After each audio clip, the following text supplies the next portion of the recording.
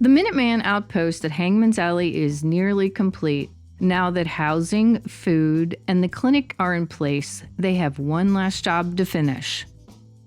In this final episode of the series, we're going to clean up the back alley, turn that old shed into a bathroom, and build weapon and armor shops. And I'll show you exactly how to build all of these step by step with no mods or glitches, so you can follow along on any platform.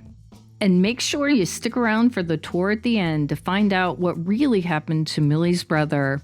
So grab your tools, head over to Hangman's Alley, and let's get started. The back alley and marketplace are getting a full concrete overhaul. We're going to resurface this entire area with cement floors to cover some of the non-scrappable debris and give us a clean, uniform base for the shops.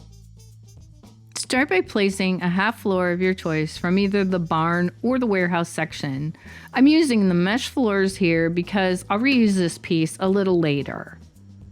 Place the floor in front of the doorway. On the back wall, push it as close to the doorway opening as you can. On the side wall, position it tight and straight against the wall, but not sunk into the wall. Once that's in place, snap a full barn or warehouse concrete foundation to the half floor.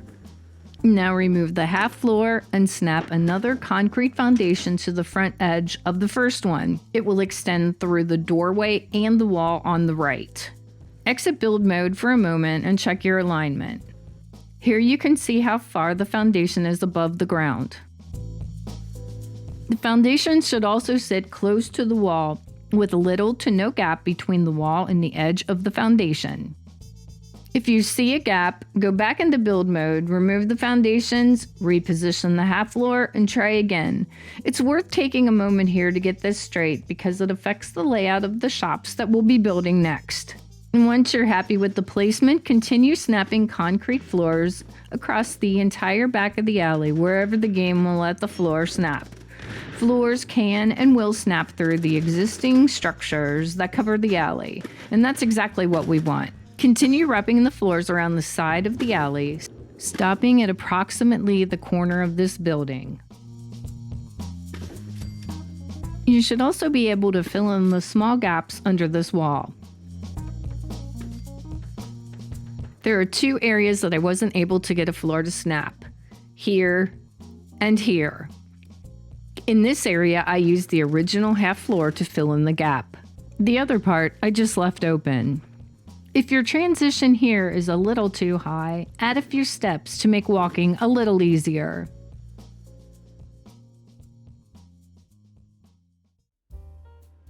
Now I'll build two shops along this side.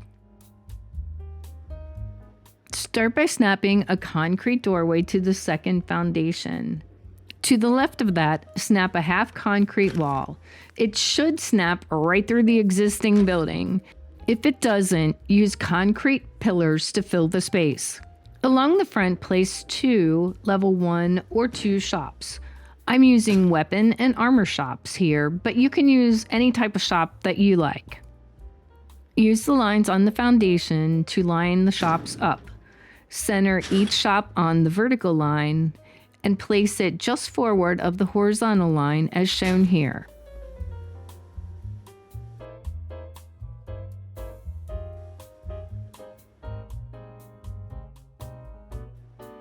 Next, snap two concrete walls with windows to the right front corner of the doorway wall. The bars on the window will clip right through the counter of the shop. At this point, the shop should look like this. To the left, add a doorway. Perpendicular to the doorway, snap a window wall, and then a half wall.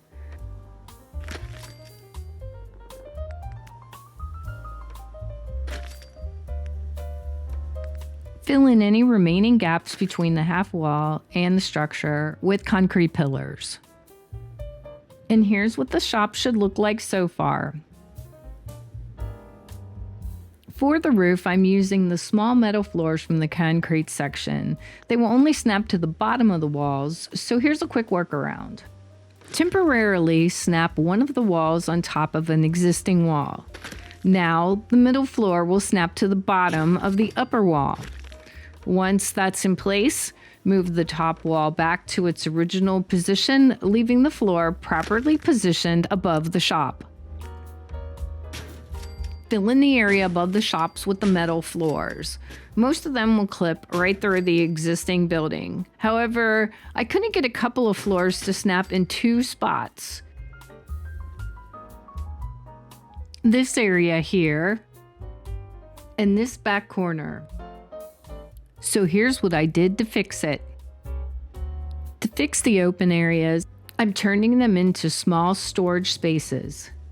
Slide a doorway wall underneath the opening. Fill in the area on the side with concrete pillars.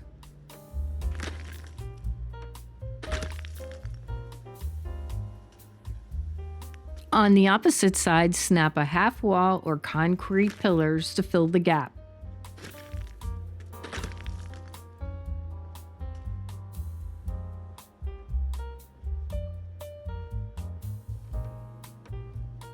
I repeated this along the back wall behind the armor shop.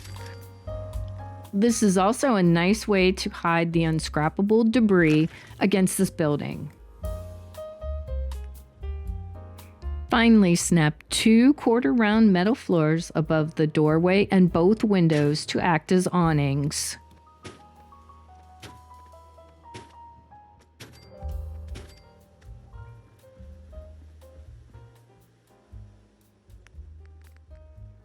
To secure the back alley, I'm adding scaffolding across the rear entrance.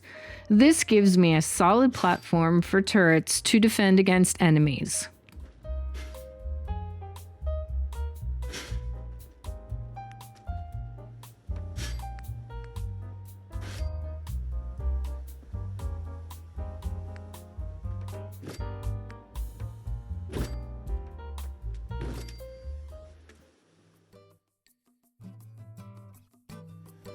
For the final build in this series, I'm converting the elevated shack into bathrooms. This will require a small increase in the settlement size limit, just enough to complete the build. This brings us to about 2 size bars or less for all 4 episodes. The bathroom is fairly simple. I'm placing 2 half walls along the back of the shack to create a solid wall. And then add 2 half walls along the side between the supports to create 2 partitions.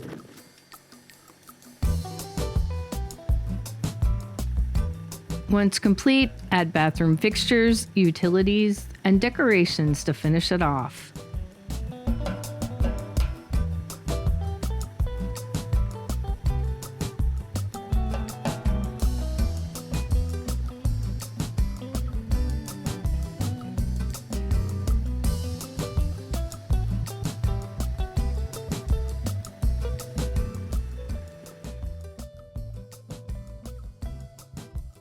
The weapon and armor area will be a shared space for both vendors.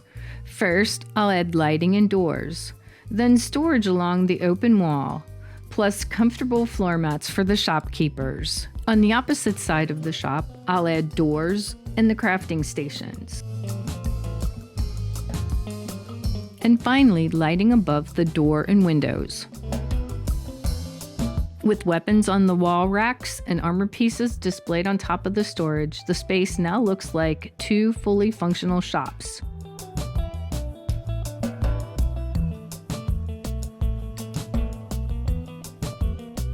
The crafting stations grouped together on the far side make it easy to handle all your weapon and armor mods right here at the settlement.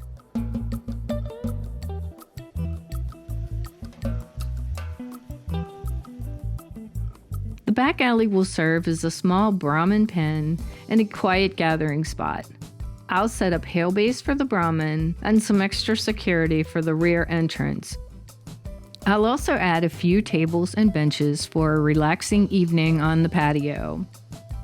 Even though settlers won't actually use this space in-game, the back alley now has a really relaxing feel. It's the perfect spot to kick back with an icy cold Nuka-Cola or a Guanet Lager after a long day in the Commonwealth.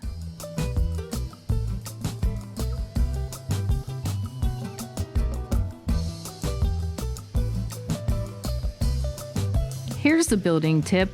Many ceiling lights and these lanterns from the Far Harbor DLC can be attached to the umbrella tables without using any glitches.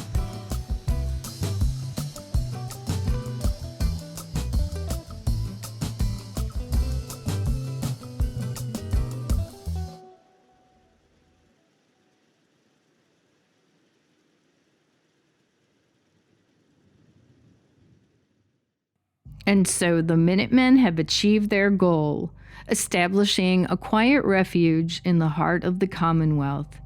Hidden away in Hangman's Alley are all the essentials ready for those who need it most. Thanks to careful planning and strong security, the settlement has managed to stay off the radar of raiders and worse.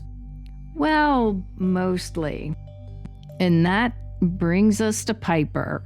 You gotta love Piper. But she does have a habit of asking the wrong questions at exactly the wrong time. Hangman's Alley was never meant to draw attention. It started as a quiet Minuteman outpost. Their goal was simple: help the people learn to protect themselves without broadcasting their presence to every raider in the Commonwealth. The plan almost unraveled when Abigail partnered with Diamond City merchants to move food and supplies throughout the city. On paper, it looked normal, another small delivery route. But Piper noticed something strange. A steady pattern of meals leaving Diamond City, especially noodle cups. Too many, too regular, too organized. Naturally, she started digging. Piper suspected Abigail. From the outside, it looked like the perfect cover. Trade routes, supply movements, information flowing quietly through the city. Piper wondered if Abigail was an Institute plant, using the Minutemen as a cover to track escaped synths. But the truth was more complicated. Around the same time, word reached Abigail through her trading contacts in Covenant. A stranger had passed through the area asking about a particular cigar, one that was only made in a small settlement in the south. That detail mattered because Millie had mentioned the same brand when she talked about her brother.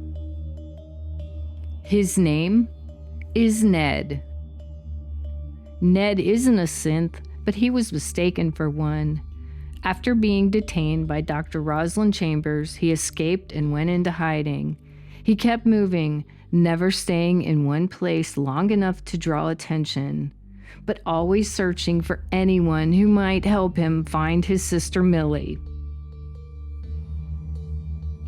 Meanwhile, Piper remembered something else. On one of her earlier visits, when construction at the alley was just beginning, she noticed a lit cigar resting in an ashtray near the entrance. No one around. Something felt terribly wrong. Piper confronted Abigail, ready to expose an Institute operation. Instead, she learned the truth. The cigar wasn't from an Institute contact. It was a piece of the puzzle. Ned had been there. And Millie finally got an answer. Not a location, not a reunion, just confirmation. Her brother is alive.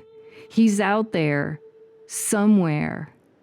Now, with the truth in hand, Piper has turned her attention to the one thing that she does best: asking questions in all the right places. Hangman's Alley stays quiet. The clinic stays open. And somewhere out there, Ned is moving through the Commonwealth, leaving just enough clues to let the right people know he's okay.